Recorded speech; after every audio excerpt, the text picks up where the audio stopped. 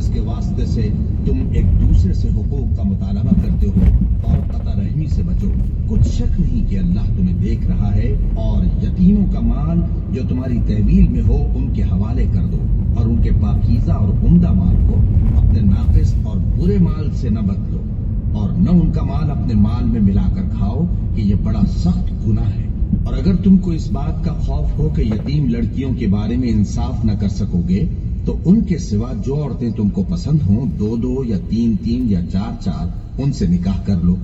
और अगर इस बात का अंदेशा हो कि कई औरतों से इंसाफ न कर सकोगे तो एक ही औरत से निकाह करो या बांदी से ताल्लुक रखो जिसके तुम मालिक हो।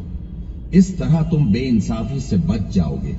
और औरतों को उनके मेहर खुशी से दे दिया करो। हाँ, अगर वो अपनी खुशी से उसमें से कुछ तुमको छोड़ दें तो उसे मजे से खा लो। और कम अक्लों को उनका माल जिसे अल्लाह ने तुम लोगों के लिए सबब मईशत बनाया है मत दो।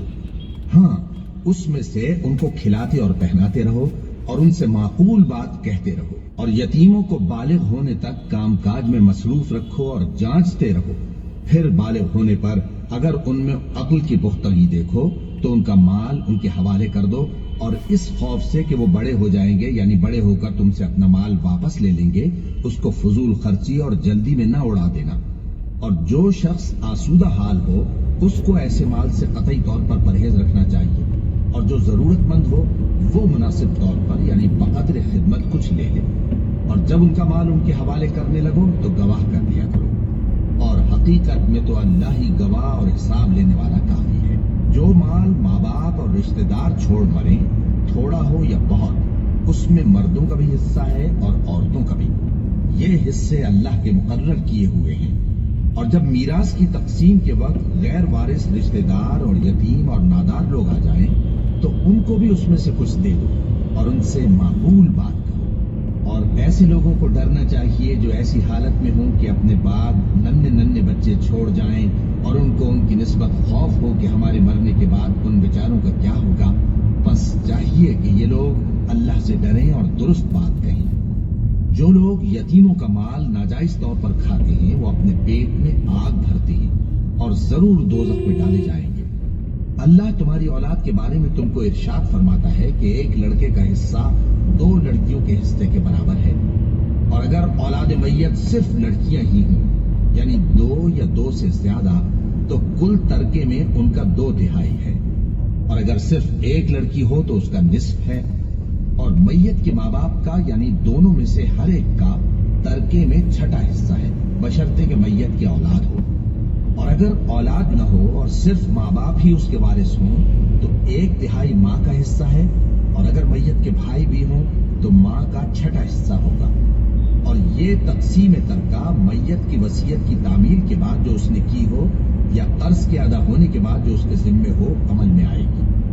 तुमको मालूम नहीं कि तुम्हारे बाप दादों और बेटों और पोतों में से फायदे के लिहाज से कौन तुमसे ज्यादा करीब है। ये हिस्से अल्लाह के मुकर्रर किए हुए हैं और अल्लाह सब कुछ जानने वाला है और हिकमत वाला है।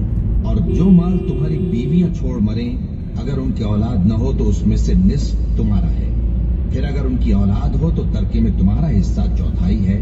लेकिन ये तकसीम वसीयत की तामील के बाद जो उन्होंने की हो या कर्ज के अदा होने के बाद जो उनके जिम्मे हो की जाएगी। और जो माल तुम मर्द छोड़ मरो अगर तुम्हारी औलाद न हो तो तुम्हारी बीवियों का उसमें 1/4 हिस्सा है। फिर अगर तुम्हारी औलाद हो तो उनका 8वां हिस्सा है। ये हिस्से तुम्हारी वसीयत की तामील के बाद जो तुमने की हो और अदाए कर्ज के बाद तकसीम किए जाएंगे।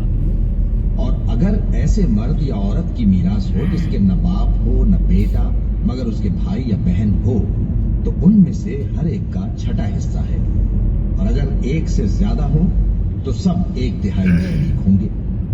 ये हिस्से भी बाद अदाए वसीयत और कर्ज बशर्ते कि इनसे मैयत ने किसी का नुकसान न किया हो तकसीम किए जाएंगे। ये अल्लाह का फरमान है और अल्लाह निहायत इल्म वाला है, बुर्दबार है। ये तमाम अहकाम अल्लाह की हदें हैं। और जो शख्स अल्लाह और उसके पैगंबर की फर्माबरदारी करेगा अल्लाह उसको बहिश्तों में दाखिल करेगा जिनमें नहरें बह रही हैं। वो उनमें हमेशा रहेंगे और ये बड़ी कामयाबी है। और जो अल्लाह और उसके रसूल की नाफरमानी करेगा اور اس کی حدوں سے نکل جائے گا اس کو اللہ دوزخ میں ڈالے گا جہاں وہ ہمیشہ رہے گا اور اس کو ذلت کا عذاب ہوگا۔ مسلمانوں، تمہاری عورتوں میں جو بدکاری کا ارتکاب کر بیٹھیں ان پر اپنے لوگوں میں سے 4 شخصوں کی شہادت لو۔ اگر وہ ان کی بدکاری کی گواہی دیں تو ان عورتوں کو گھروں میں بند رکھو یہاں تک کہ موت ان کا کام تمام کر دے، یا اللہ ان کے لیے کوئی اور سبیل پیدا کرے۔ اور جو 2 مرد تم میں سے بدکاری کریں تو ان کو ایذا دو، پھر اگر وہ توبہ کر لیں اور نیکوکار ہو جائیں تو ان کا پیچھا چھوڑ دو۔ بے شک اللہ توبہ قبول کرنے والا ہے، مہربان ہے۔ اللہ انہی لوگوں کی توبہ قبول فرماتا ہے جو نادانی سے بری حرکت کر بیٹھتے ہیں پھر جلد توبہ کر لیتی ہیں۔ بس ایسے لوگوں پر اللہ توجہ کرتا ہے اور وہ سب کچھ جاننے والا ہے، حکمت والا ہے۔ اور ایسے لوگوں کی توبہ قبول نہیں ہوتی جو ساری عمر برے کام کرتے رہیں یہاں تک کہ جب ان میں سے کسی کی موت آ موجود ہو تو اس وقت کہنے لگے کہ اب میں توبہ کرتا ہوں۔ اور نہ ان کی توبہ قبول ہوتی ہے جو کفر کی حالت میں مریں۔ ایسے لوگوں کے لیے ہم نے دردناک عذاب تیار کر رکھا ہے۔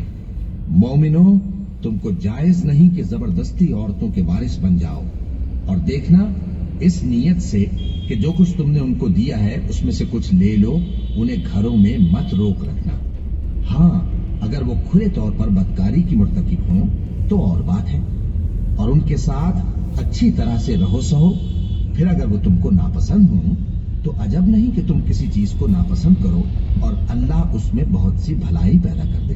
اور اگر تم ایک عورت کو چھوڑ کر دوسری عورت کرنی چاہو اور پہلی عورت کو ڈھیر سمال دے چکے ہو تو اس میں سے کچھ مت لینا۔ بھلا تم بہتان لگا کر اور کھلا گناہ کر کے اپنا مال اس سے واپس لو گے؟ اور تم دیا ہوا مال کیوں کر واپس لے سکتے ہو جبکہ تم ایک دوسرے کے ساتھ صحبت کر چکے ہو اور وہ تم سے پختہ عہد بھی لے چکی ہیں؟ اور جن عورتوں سے تمہارے باپ دادا نے نکاح کیا ہو ان سے نکاح نہ کرنا مگر جاہلیت میں جو ہو چکا سو ہو چکا۔ یہ نہایت بے حیائی اور اللہ کی ناخوشی کی بات تھی اور بہت برا دستور تھا۔